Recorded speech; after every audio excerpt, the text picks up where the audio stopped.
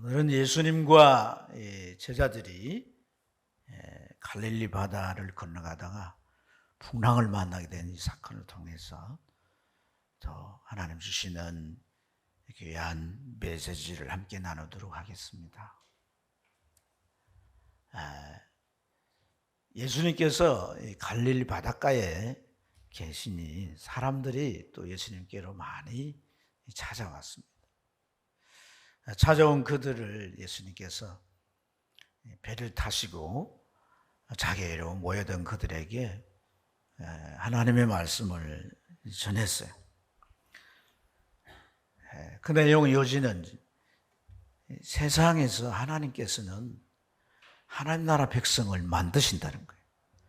그게 하나님의 일이란 겁니다. 어떻게 하나님의 백성을 만드시냐? 마치 농부가 씨를 밭에 뿌려가지고 그 싹이 놓은 걸 가꾸어서 알곡으로 이제 추수해가지고 혹간에 들이듯이 하나님은 말씀을 마치 씨처럼 우리 마음밭에 뿌려서 우리 안에 믿음이 자라게 하시고, 그래서 온전한 믿음을 가진 하나님의 백성으로 이렇게 만들어 가신다. 그러니까 이제 이런 씨를 뿌리는 비유로 쉽게 이해가 될 수 있게끔 말씀을 전해 주셨어요. 사람들은 다 듣고, 야, 그렇구나. 하나님 나라 백성이 되는 데는 뭐가 중요해요? 믿음이 중요한 거예요. 믿음이 있어야 돼. 근데 그 믿음은 하나님께서 말씀을 통하여서 우리 안에 깃들게도 하시고 또 자라나게 하시고 또 믿음으로 행하는 그런 이제 우리의 선한 행위나 하나님의 역사와 함께하는 그런 놀라운 일들이 있을 수가 있는 거죠. 그래서 참 믿음이 중요하다, 이렇게 그들이 깨닫게 됩니다. 예수님께서 온종일 이렇게 이들에게 말씀을 전하시고 또 이제 뭐 병자도 고쳐주시고 이렇게 하셨겠죠. 그러니까 이제 날이 저물어서 저녁이 되니까 피곤하신 거예요. 그런데 그곳에 있을 수가 없어요. 그곳에 어떤 숙소에 들어가 계시면 이 사람들은 또 병자, 귀신 들린 자 데리고 가서 막 문을 놓고하면서 예수님을 이제 고쳐달라고 부탁을 하고 이러면 주님이 거절할 수가 없잖아요. 하루 종일 주님께서 말씀 사역으로 너무나 피곤하신데 쉴 수도 없는 거예요. 그래서 주님은 제자들에게 배를 타고 저 건너편으로 가자, 그렇게 지시하셨어요. 그렇게 하신 이유는 이 건너편은 가라사 지방인데 이곳에는 이방인들이 살고 있어요. 그래서 그곳에 가서 주님은 좀 푹 쉬시고자 했던 거죠. 예수님과 제자들 태운 배는 무태서 이제 무너지기 시작했습니다. 너무 피곤한 예수님은 배 타자마자 뒤편 고물에서 주무시는 거예요. 잠에 이제 고온이 드셨습니다. 제자들은 이제 배를 이제 운영해서 저까지 가야 하지 않습니까? 그냥 노를 젓어 가는 거죠. 노를 젓어. 노를 젓는 일은 제자들 중에는 어부 출신들이 있기 때문에 간단합니다. 그러니까 노를 젓는 방법 너무나 잘 알죠. 그래서 노를 저어서 이제 갑니다. 어여차, 어기여차, 노를 저어서 이렇게 가는데 이 거리가 말이죠. 예수님께서 계셨던 곳에서 가라사 지방까지 가려면 이 동력선, 이 기관선으로도 한 40-50분 소요가 돼요. 노를 저어가면 더 많이 걸리겠죠. 한 3-4배 시간이 걸릴 수가 있습니다. 그래서 이제 저희들은 열심히 노를 저어가는데 이 시간이 벌써 이제 해가 지고 밤이 찾아오잖아요. 밤이 점점 저물어가고 빨리 가야 숙소도 구할 수가 있고 쉴 수도 있잖아요. 그래서 저희들이 막 열심히 노를 저어가는데 하늘을 보니까 하늘에 먹구름이 들어오는 거예요. 그리고 달이 떴는데 그 달 사이로 구름들이 아주 빠르게 이동을 하는 겁니다. 그래서 거기에는 어부 출신인 베드로도 있고, 그죠? 안드레도 있고, 또 이제 그 주변에 살았던 사람들은 이러한 기상 상태를 보면 예측하는 게 뭐예요? 아, 큰 풍랑일 수 있구나. 이런 이제 예측을 할 수가 있는 거죠. 그러니까 빨리 이제 더 빨리 가야 되겠다고 쟤들은 여차하면서 노를 힘껏 젓는 거예요. 힘껏 땀을 뻘뻘 흘리면서 가는데 아니나 다를까 갑자기 바람이 일기 시작합니다. 바람이 이니까 파도도 덩달아서 막 입니다. 점점 심해지니까 배가 그 파도에 의해서 요동치는데 배가 이렇게 기울지면 파도가 탁 부딪히면서 넘치는 물이 배 안으로 들어오는 거예요. 그래서 사람도 실은 이 배가 이제 물까지 이제 들어와서 그 물이 자꾸 채워지니까 배가 점점 가라앉을 거 아니겠어요. 그러니까 누군가가 다급히 소리를 지릅니다. 빨리 물을 퍼내! 이러다가는 배가 가라앉겠어! 그러니까 막 사람들이 바가지를 들고 막 물을 퍼내고 막 이렇게 합니다. 퍼내지만은 이 바람은요, 광풍인 거예요. 광풍이 부르닥치니까 배가 막 이리저리 기우뚱거리고 그럴 때마다 부딪히는 파도가 그 안에 막 물을 막 쏟아내니까 배에 물이 점점 이렇게 불어나게 되고, 배는 아무리 노를 져도 이 배가 잘 원하는 대로 운영되지 않는 거예요. 방향대로 가지 않는 거예요. 제자들은 노를 젓고 막 물을 퍼내고, 그리고 이제 막 어떤 제자들은 무서워가지고 가판을 붙들고 막 이렇게 지금 이 상황이 다급하고 막 정신없이 어쩔 줄 모릅니다.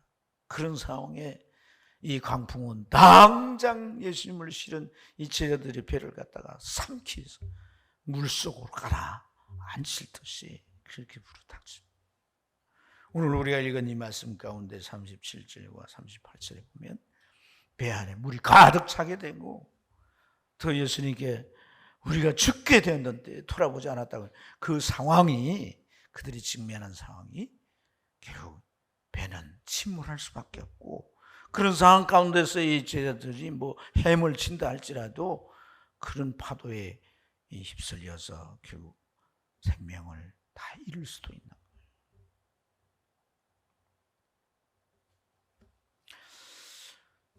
이런 상황에서 우리는 한 가지 이제 질문이 떠오르게 됩니다. 예수님이 이 배를 타고 지금 건너편 가다라 지방에 가자고 하셨지 않습니까? 누가 가자고 하셨어요? 예수님이 가자고 하셨잖아요. 예수님은 그냥 랍비도 아니고 선지자도 아니고 하나님의 아들이시잖아요.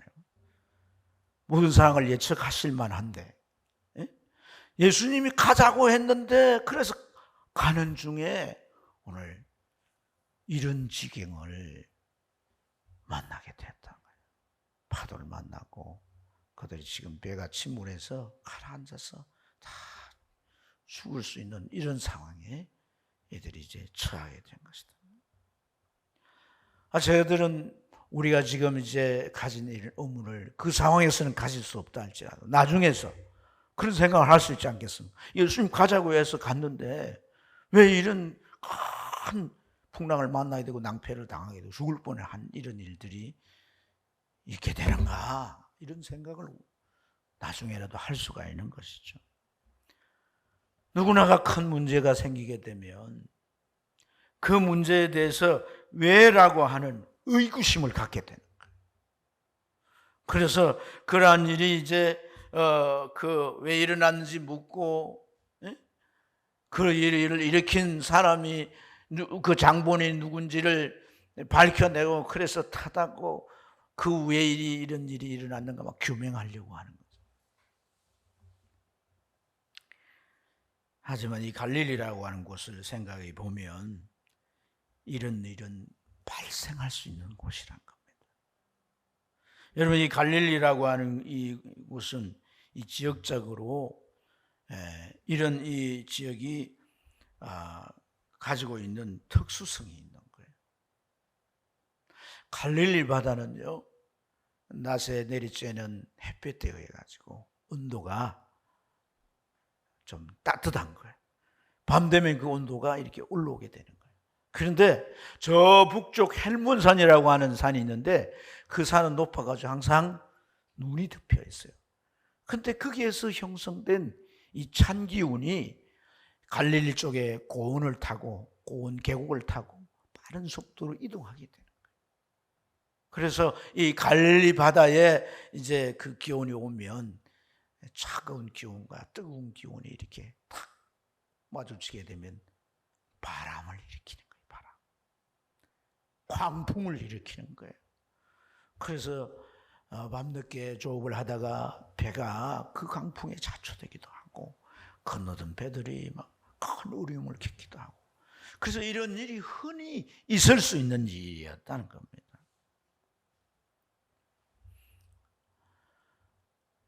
우리가 어떤 일들을 겪게 되면 왜 그 일이 일어났지라는 생각을 먼저 하게 되지만 우리의 삶의 상황들은 있을 수 있다는 겁니다. 있을 수 있다는 겁니다. 있어 왔다는 것입니다. 앞으로도 있을 수 있다는 것입니다. 그래서 그걸 뭐 규명하고 그걸 뭐 문제가 뭐 이런 것보다도 그것을 잘 타개하는데 초점을 맞춰야 된다는 거예요. 이러한 말씀을 통해 우리가 얻게 되는 교훈인 줄로 믿습니다. 그리고 예수님이 이런 일들을 얘기하셨겠지요. 전능하신 하나님의 아들이시니까. 그러나 이런 풍랑은 예수님에게는 아무런 문제가 되지 않는다는 사실. 어쨌든 이런 사태를 당면한 제자들은 그 상황에서는 우리가 이제 죽게 됐구나. 우리 여지없이 이제 끝났다. 우리 죽을 수밖에 없다. 이런 생각으로 가득 찼습니다. 그래서야 그들은 예수님을 찾게 되었다는 겁니다. 근데 예수님께서 지금 어떤 상태에 있습니까? 주무신 상태. 고물에 베개까지 하나 베고 고물에 이렇게 누워서 고원에 주무시고 계셨다고 이렇게 표현합니다. 그래서 이제 제자들이 주무시고 계시는 예수님을 막 흔들어서 다급히 깨웁니다. 선생님, 선생님! 우리가 지금 다 죽게 되었는데 우리를 어찌 돌아보지 아니하십니까? 어떻게 주무시고만 계십니까? 이렇게 예수님을 막 흔들어 깨우면서 소리를 치는 거예요. 자다가 예수님께서 일어나서 상황을 보니까 막 풍랑이 치고 배는 물이 들어와서 가라앉을 지경이고 뭐 제자들은 지금 왕장 막 정신을 못 차리고 지금 있는 상황. 그래서 주님은 바람과 파도를 향해서 주님은 명하십니다. 바람아 파도야 잔잔하라 고요하라 이렇게 주님이 명하시니까요 놀라운 일이 일어나는 거예요. 순간 바람은 잔잔해지게 되었습니다. 바람이 잔잔하니까 파도도 덩달아서 아주 고요하게 조용해지고 말았습니다. 기적이 일어난 거죠. 기적이 일어난 거죠. 여러분 이 큰 풍랑이라고 했는데 이 크다라고 하는 것은 메가스란 말입니다. 메가스. 우리가 메가톤 이런 말을 쓰잖아요. 그죠? 메가톤급이다. 그러니까 이건 그냥 빅이 아니라 그레이트, 아주 크다는 말이에요. 그래서 이게 순환으로 말한다면 이제 핵폭탄 뭐 이런 표현과 같은 겁니다. 메가톤이요. 그러니까 이 바람은 갈릴리 바다에서 뭐 일어나는 바람들 중에 아주 큰 바람이다. 이런 말이죠.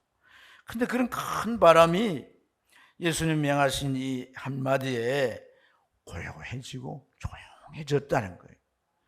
여러분 오늘 우리가 이제 이런 이 상황을 조금 주의 깊게 살펴보면 제자들의 이제 태도입니다. 이 제자들의 태도인데 사실 이제 큰 풍랑을 보고 그들이 놀라고 두려워했잖아요. 그죠?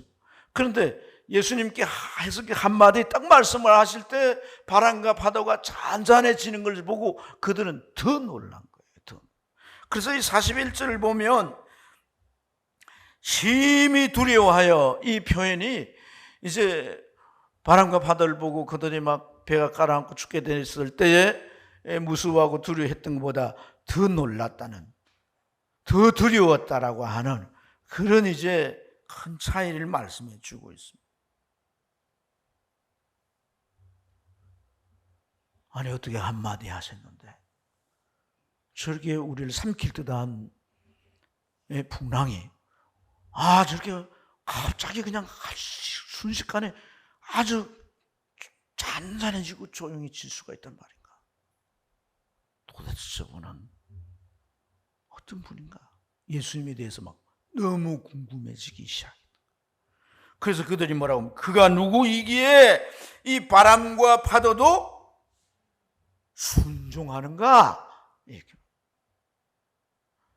그러니까 이 순종이라고 하는 단어가 누구한테 쓸 수 있습니까? 인격체에게 쓸 수 있는 거예요. 인격체. 그래서 예수님께서 이제 바람과 파도를 맹하여 잔잔하라 고요하라 이렇게 주님이 명령하신 이런 표현을 주님께서 어디에도 쓰셨냐면 귀신을 쫓아낼 때, 그라사인 지방의 군대 귀신을 쫓아낼 때 하신 표현하고 똑같은 맥락이에요. 똑같은 성격의 표현이에요.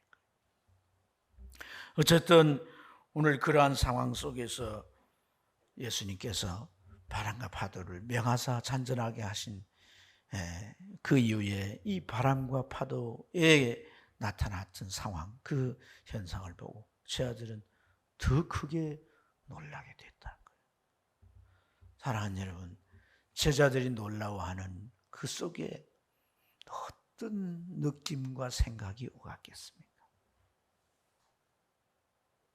분명히 이분은 유대 청년의 모습이지만 이분이 하셨던 말씀이나 이분에게 지금 나타나는 이런 현상은 사람의 모습이 아니라 하나님이시라. 하나님께서 약속하신 그 아들을 세상의 구원자로 보내시겠다고 그렇게 하나님은 선제를 통해서 누누이 언약하신 바로 그 장본이라는 겁니다. 바로 그분, 하나님의 아들 메시아 예수 그리스도이기에 이런 일이 가능하다는 겁니다. 이런 역사가 오늘에 이렇게 나타났다는 것입니다. 여러분. 사랑하는 여러분, 사실 예수님께서는 이 풍랑이 이렇게 이제 일 것을 예견하실 수도 있을 거예요. 만약 예견을 못하셨다 할지라도 풍랑이 막 일어가지고 이 메가톤급의 막 이 바람과 파도가 치게 될 때 배가 어떻게 됐어요? 롤링 했잖아요. 롤링. 그렇죠? 여기에 파도가 치면 이렇게 기울고 저기 파도가 치면 저렇게 기울어졌는데 배가 크지 않아요. 배가 크지 않은데, 자, 이 예수님이 고물에서 주무시고 계신다고 칩시다. 근데 배가 지금 물이 여기에 막 이렇게 들어올 정도 같으면 배가 어느 정도로 기울어져야 되는 거예요? 예? 바다와 물이 닿아야 될 거 아니겠어요? 그러면 배가 바다와 물이 바다가 요 밑에 있다면 배가 막 이 정도로 기울어져야 될 거 아니겠습니까? 나중에 청소할 집사님들 죄송합니다. 좀 실감나게 해드리기 위해서. 그러면 누워 계신 예수님이 편안히 이렇게 누워 계실 수 있겠어요? 아니 그 정도 기울어지면 예수님 몸이 대구로 굴러가지고 바다에 빠질 뻔하잖아요. 누가 안드레나 요한이 예수님 붙들고 잘 주무시라고 그렇게 하고 있는 것도 아니고, 배가 그렇게 기울어지면 예수님 이렇게 구르고 저렇게 구르고 안 구른 채 하려고 예수님께서 막 버티고 이래서 있을 거 아니겠어요, 여러분? 그래 안 그래요? 상황이 주무시고 계셨다면 실제 상황은 주무실 상황이 아니라 예수님은 예견도 하실 수 있으셨을 것이고, 그런 풍랑이 일어났을 때 예수님은 그 풍랑이 어느 정도인가, 배 상태가 어떤 상태인가, 제자들이 지금 어떤 생각과 어떤 마음을 가지고 지금 이렇게 이 상황 속에 있는가도 다 파악을 하셨을 것이다.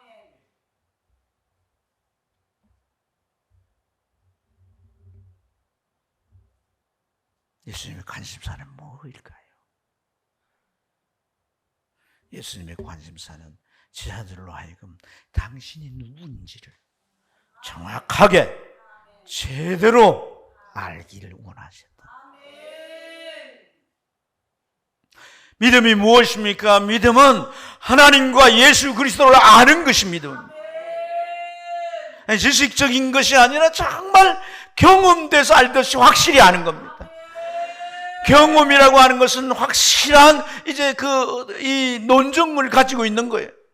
그래서 그것이 마치 공식처럼 반복하면 그대로 이루어지는 것이기 때문에 우리가 그러한 경험은 똑같은 상황에 적용할 수 있는 것입니다. 우리가 하나님에 대한 믿음을 가졌다라고 한다면 그 믿음이라고 하는 것이 어떤 상황 속에서도 발휘될 수 있어야 되는 것이고, 믿음이 일어나서 작용할 수 있어야 되는 것이고, 그 믿음을 받으신 주님께서 그 일에 개입하시고 역사하실 수 있는 그런 믿음이 되어야 하는 것이죠. 바닷가에서 주님이 온종일 하신 일이 무엇입니까? 하나님의 나라 백성, 하나님의 일이 하나님의 나라 백성들 만드는 것. 세상 가운데서 복음을 전하고 그리고 주님 앞에 온 사람들 하나님 말씀을 계속 가르쳤어. 그것이 마치 밭에 씨앗처럼 떨어지면 조금 시간이 있으면 어떻게 됩니까? 싹이 나잖아요. 계속 물 주고 가꾸면 어떻게 합니까? 자라서 열매 맺듯이 그런 믿음이 일어나는 것이죠. 예수님이 누구신지를 확실히 하는 것이죠. 그분을 확실히 알았다면 이런 풍랑 가운데서도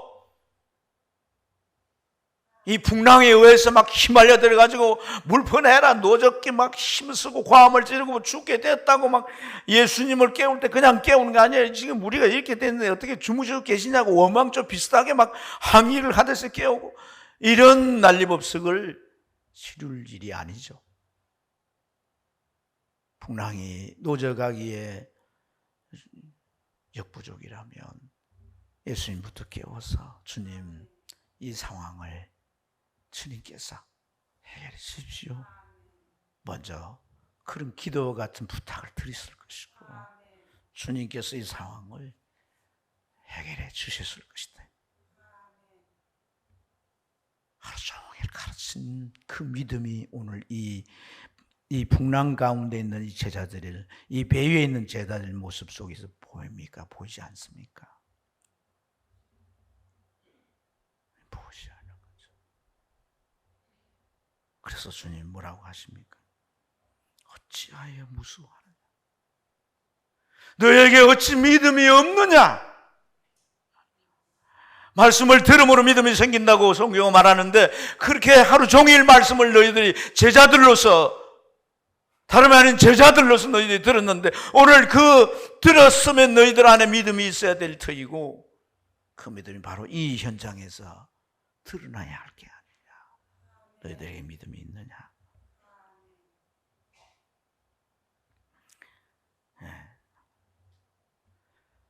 사실 오늘 이 제자들에게 주님이 이렇게 책망하듯 말씀했지만은 안타까워서 그렇게 하시는 것이고, 사실 이러한 이 진행 과정 전체를 본다면 예수님은 제자들로 하여금 예수님이 확실히 할 수 있는 하나의 상황을 만들어 주셨다. 우리가 신앙생활을 해가면서 다양한 상황들을, 일터에서도 가정에서도 어디서든 그때 우리 믿음을 보아야 합니다. 믿음이라고 하는 것이 일상을 살아갈 때는 잘 보이지 않아요. 드러나지 않아요. 그러나 어떤 일을, 그 일이 정말 우리의 마음을 큰 풍랑같이처럼 요동하고 큰 문제로 다가올 때는 그 믿음이 있는지 없는지가 그대로 드러나게 된다는 사실인 것입니다. 여러분, 그래서 예수님은 이 상황을 통해서 풍랑보다도 그들로 하여금 예수님이 누구인지를 더 놀라게 하고 확실히 그들 마음에 각인시키듯, 그래서 그들 마음에 느껴진 게 무엇이게, 어떤 느낌이 그들 마음에 가득 찼겠습니까? 이분은 랍비가 아니야. 우리가 선생님이라고 불러 깨웠지만 이분은 랍비가 아니야. 이분은 하나님이시야. 하나님이 사람의 몸을 입고 오셔서 바로 자신의 그 능력을 나타내신 하나님이시야. 하나님이시야. 자연도 다스리, 자연의 법칙도 깨뜨려 버리시고 자기의 사람들을 건져내시고 그 뜻을 따라 행하시는 그런 하나님이시야. 하나님이 약속하신 그 아들 메시아시야. 이렇게 그들 마음에 믿음이 확실히 자리 잡게 된 줄로 믿습니다. 세월이 흘렀어요. 오늘처럼 이 제자들이 또 갈릴리 바다에 배를 타고 가게 됐어요. 내용이 마태복음 14장에 나오는데요. 배를 타고 노를 저어서 이렇게 갔는데 그때는 예수님이 타지 않았어요. 500여로 5,000명을 먹이니까 사람들이 정말 이분이야말로 우리의 왕이다, 왕을 삼으려고 하니까 예수님이 쟤들로 빨리 건너편으로 가라 하시고 자기는 산으로 그 물 위에 올라가셨어요. 기도하신 것이죠. 제자들은 예수님 명을 따라서 배를 저어서 노를 저어가지고 배를 놓져가지고 한참 가는데 또 바람이 일기 시작한 거예요. 배가 거슬려가지고 배가 가질 않을 정도로 막 바람이 막 이는데 그 바람이 이제 그렇게 일다 끝나는 게 아니라 이제 이 광풍으로 몰아칠 거 아닙니까? 파도가 막 치기 시작한 거예요. 제자들이 역부족입니다. 더 이상 갈 수가 없습니다. 건너편으로 가라고 했는데 갈 수가 없어요. 이런 지경에 그들이 놓여 있으면서 이제 막 열심히 노를 젓고 있는 거예요. 그때 예수님께서 물 위로 걸어오시게 됩니다. 그리고 유령인가 해가지고 제자들이 다 놀래가지고 막 오히려 벌벌 뜨는데 예수님께서 난이 두려워 말라 이렇게 말씀해 주시니까 안심하게 됐어요. 근데 그 이후에 그들의 나타난 행동은 오늘 이 본문의 내용과 전혀 다릅니다.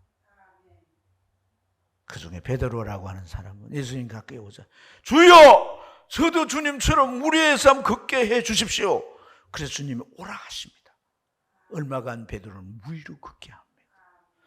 이게 세상 사람들은 토픽감이죠. 그렇지 않습니까? 와, 정말 그런 일이 있었어.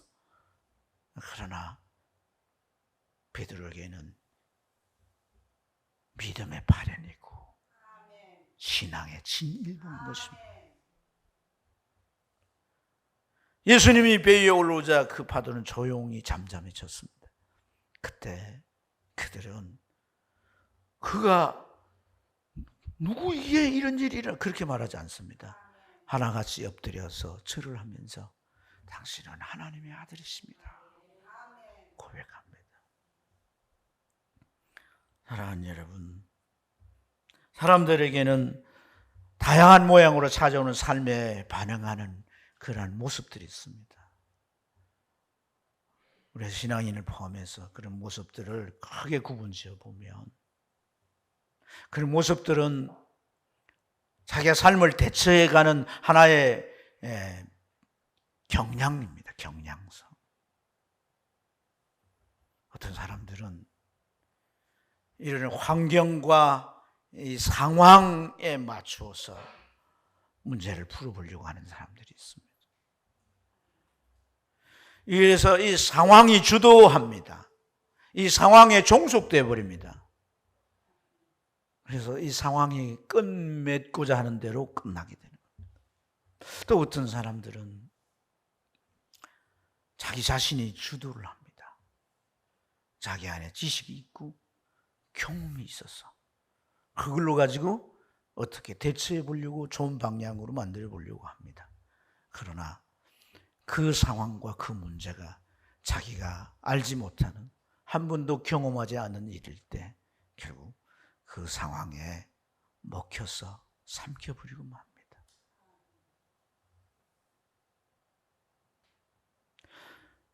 이 환경과 상황에 매달려서 그렇게 하는 사람들은 환경과 상황이 그런 상황이 올 때마다 똑같은 반응을 나타낸다는 것은 그 안에 이것을 분별할 수 있는 지식이 없다는 것이고 대처할 수 있는 역량이 없다는 것이에요. 그리고 자기 기준이 돼서 문제를 해결하려고 하는 사람, 자기 자신을 너무 과신하는 것입니다. 오늘 성도는 어떤 반응을 하고 어떤 태도를 가져야겠어요? 믿음인 겁니다. 신앙인 것입니다. 말씀이 기준이 되어야 되는 것입니다. 이 신앙적인 태도로 그것을 대할 수 있어요. 주님을 바라보셔야 되는 것이고, 이런 상황을 허락하신 주님의 뜻이 무엇인지를 찾는 것이 더 중요하다라고 하는 생각이 우리 안에 있어야 되는 것은, 이 상황이 문제가 우리를 삼킨다 할지라도 주님에게는 아무런 문제가 되는 게 아니라는 거예요. 주님의 능력을 뛰어넘는 문제가 아니라는 것입니다. 그렇기 때문에 이 상황을 우리에게 허용하신 그 주님의 뜻이 무엇인지를 아는 것이 더 중요한 것이고, 그리고 그것을 감당해야 하면 감당해 나가야 되는 것이며, 주님의 우리를 붙들어 주시고 이가 나갈 수 있도록 우리가 기도하는 것이 우리에게 더 중요하다는 사실을 깊이 깨달아야 돼요. 예수님 보십시오.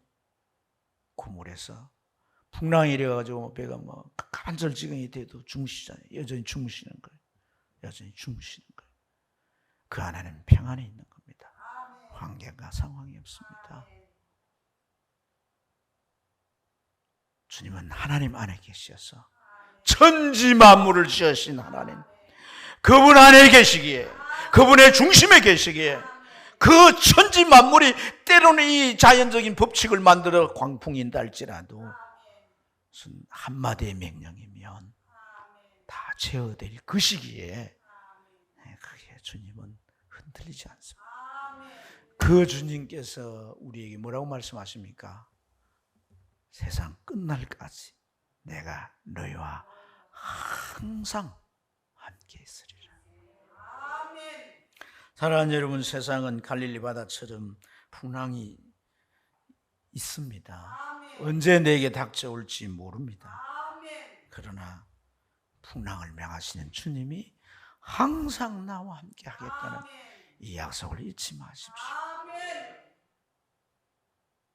그래서 상황이 주도되도록 내버려 두지 마시고, 그게 종속돼 지배되지 마시고, 내 생각, 내 경험, 내가 알고 있는 지식으로 자꾸 어떻게 재보려고 하지 마시고 주님을 바라보십시다. 우리 안에 감동해 주시고, 우리를 선한 모양으로 평안을 주시고, 동료되지 않게 하시고, 함께 뛰놀지 않게 하시고, 우리가 주의 뜻을 따라 갈 수 있게 은혜를 달라고 기도하시면서 감당하는 저와 여러분 되길 주님 축복합니다.